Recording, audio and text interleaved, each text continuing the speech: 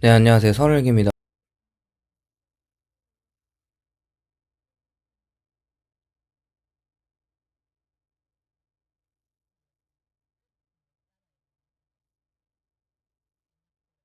오늘의 주제는 이제 자녀의 해외 유학을 지원해주고 이제 수억을 써버리고 가정이 파탄나는 이유에 대해서 한번 이야기를 해보려고 합니다. 이제 뭐 해외 유학 같은 경우는 단순한 교육 선택이 그 이상이라고 생각을 하는데, 가정 내 뭐 재정적이거나 뭐 어떤 정서적, 관계적인 이런 여러 가지의 요소들의 갈등을 유발시키는 사건이 될 수 있죠. 많은 가정에서 아내는 이제 해외 유학을 좀 보내고 싶어 하는 집안의 많은 가정에서, 이 아내는 우리 아이가 더 큰 세계에서 경쟁해야 한다고 강하게 주장하지만, 남편은 이제 국내에서도 충분히 성장할 수 있고 취업할 수 있다는 이 현실적인 입장을 고수하는 경우가 많은데, 이러한 입장 차이는 단순한 교육 논쟁을 넘어서 가정 내 의사결정 권력과 재정을 운영하거나 기대치 관리 등 여러 구조적 문제와 맞물리면서 장기적 갈등의 씨앗이 됩니다.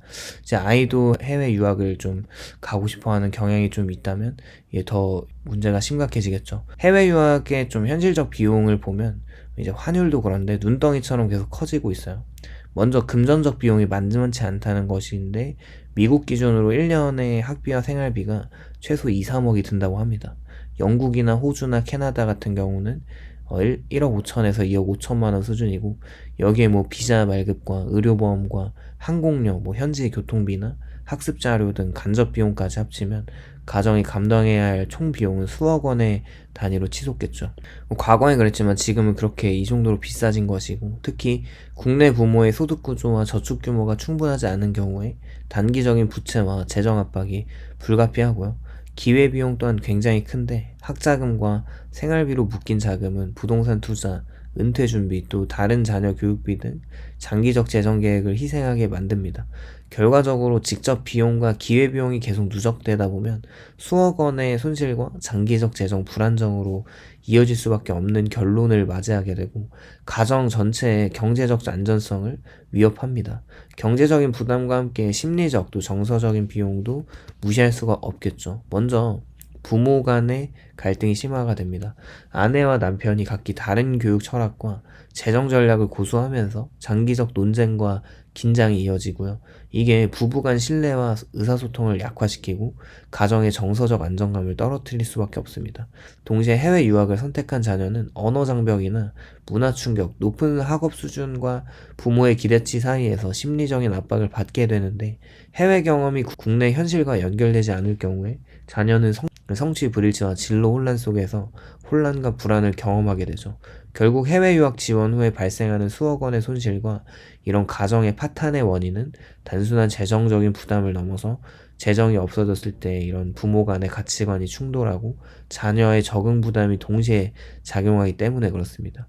이 모든 요소가 맞물리면서 가정 내에 긴장과 불신이 누적되고 장기적으로는 경제적, 정서적 균형을 무너뜨리는 결과를 초래하겠죠. 어쩌면 해외 유학은 기회가 될 수도 있지만, 준비 부족과 어떤 갈등이 겹치게 되면 가정 전체에 심각한 비용을 남기는 결정이 될 수가 있고요. 해외 유학은 단순히 교육을 넘어서 가정 내 역할 갈등과 의사결정 구조, 재정적 부담과 긴밀하게 연결되어 있는 것이죠. 부모 간 결정권이 명확하지 않은 상황에서는 갈등이 폭증합니다. 아내는 교육적 가치를 내세워서 해외 유학을 추진하고, 남편은 재정적이고 현실적인 기준을 근거로 반대하면서 결정이 내려져도 양측 모두가 절대로 만족하지 못하는 경우가 많은데, 이 과정에서 부모 간 권력 구조가 불명확하다면 이런 긴장감이 장기화되고 해외 유학 관련된 결정과 재정적인 부담과 교육적 성과, 이 자녀의 정서적 적응 책임이 한쪽으로 치우치거나 비율적으로 분배가 된다는 거죠.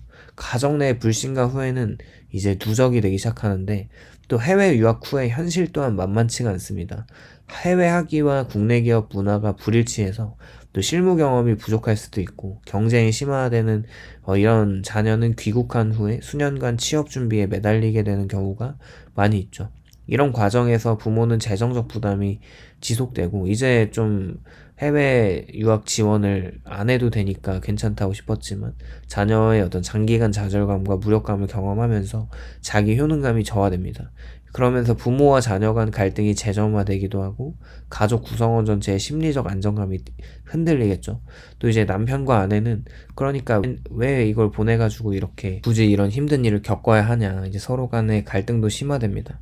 해외 유학 후 귀국을 했지만 취업이 되지 않아서 백수로 지내는 기간이 1년이 넘었다면 이게 단순한 지연이 아니라 어떻게 보면은 정말 좀 힘든 상황이 연출이 되는 건데, 이미 해외 유학으로 들어간 비용을 회수할 수가 없고 귀국하고 나서 취업 준비 기간 동안 추가 생활비가 소모되면서 가정 재정은 점점 더 압박을 더 받게 됩니다. 부모 입장에서는 해외 유학이 투자였는데 결과가 아직 안 나왔다는 좌절감과 후회가 생길 수밖에 없죠. 이제 부모가 내리사랑이라고 해도 아무리 그래도 이런 금액에 대해서 생각을 안 할 수가 없는 것이고, 자녀 입장에서도 장기간 구직 실패와 불확실성과 이런 이제 자존감 저하로 인해 스트레스가 심화됩니다. 해외에서 학위를 취득했음에도 국내에서 이제 대기업만 목표로 하고 또 중소기업을 기피하는 상황이 쉽지 않은 이유가 여러 구조적 심리적 요인이 얽혀 있죠. 해외 학위가 세계적으로 인정받을 수 있지만 국내 기업, 특히 이제 대기업은 학위보다는 실무 경험도 중요하고 국내 인턴십이나 조직에 들어왔을 때 적합성과 커뮤니케이션 능력을 더 중시하는 경향이 있어서 해외에서 배운 내용이 바로 연결되지 않으면 경쟁력이 떨어집니다. 게다가 국내 대기업은 수천 대 1의 높은 경쟁률을 보이고 해외 체류로 인한 네트워크 부족이나 실무 경험 부재가 겹치면서 입사 기회가 제한되겠죠. 중소기업을 피하고 대기업만 목표로 삼는 선택적 전략은 지원 기회를 좁히고 장기적으로 경력 공백을 누적시키면서 이런 경쟁력을 악화시킬 수 있습니다. 아울러 해외 학습 경험과 자유로운 문화는 장점이기도 하지만 국내 대기업이 중시하는 팀워크와 조직 적응 능력과 차이가 있을 수가 있어서 면접과 조직 적합성 평가에서 불리하죠. 마지막으로 해외 학위로 자연스럽게 형성된 대기업과 이제 안정적인 이 고연봉이라는 기대는 현실 조건과 맞지 않을 경우에 좌절감과 심리적 스트레스를 유발하고 이게 취업 준비 과정에서 의사결정 지연으로 이어질 수가 있습니다. 결국에 해외 학위가 장점이 되려면 실무 경험과 이런 네트워크, 이런 현실적인 전략, 조직 적응 준비를 함께 고려해야 국내 대기업 취업에서 경쟁력을 확보할 수 있죠. 이 시점에서 또 중요한 것은 상황을 어떻게 보면 구조적으로 평가하고 재정비하는 것인데, 단순히 시간을 보내는 것보다는 현재 취업 준비 방향과 전략을 점검하고 필요하다면 다음 단계를 위한 현실적 계획을 세우는 게 당연히 필요하겠죠. 결국 3년이나 5년간의 해외 유학으로 발생하는 직접 비용과 기회 비용이 수억 원에 달하는 학비와 생활비, 국내 투자 기회 상실, 또 추가 학원 자격증을 또 따야 하는 이런 비용이 추가적으로 드는 것이 가정 재정에 장기적 압박을 주면서 이제 부모님들, 특히 이제 아버지는 굉장히 스트레스를 받을 수밖에 없죠. 여기서 또 이제 정서적인 어떤 관계적인 문제까지 겹치면서 부부간의 이제 의사소통이 단절되고 자녀와 부모 관계가 긴장되고 신뢰가 붕괴되는 것으로 이어집니다. 이게 경제적 심리적 부담이 누적되면 단순한 교육 선택이 재정적 손실과 가정 파탄으로 연결되는 최악의 시나리오가 현실화될 수 있죠.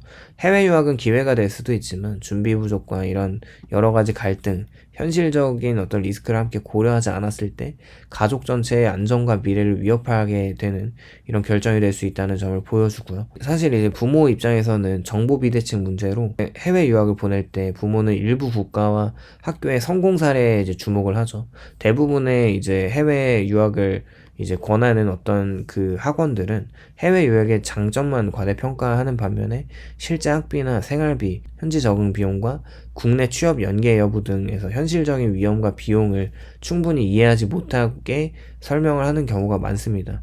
여기에 기대 불일치가 겹치고요. 아내 같은 경우는 자녀가 세계적인 인재로 성장하기를 바라지만 남편은 사실 안정적으로 국내 취업과 가정 재정 유지를 우선시하는 거가 좀 맞죠. 조기에 이루어지는 의사결정은 자녀가 성인으로서 자기 선택권을 경험할 기회를 제한시키고 해외 유학 후 국내 취업 지원이나 심리, 멘토링 체제가 부족하면 자녀는 귀국 후 장기간 취업 준비와 불확실성 속에서 백수 상태가 됩니다. 이 과정에서 3에서 5년 유학 비용은 당연히 이제 날라간 것이고, 추가 학원과 자격증, 취업 준비 비용까지 또 부모가 지원을 해줘야 되니까 가정 재정 구조가 붕괴될 수밖에 없습니다. 은퇴 준비는 뭐 물 건너갔고, 주택 구매나 다른 자녀 교육 등 장기 계획에 차질로 빚게 됩니다.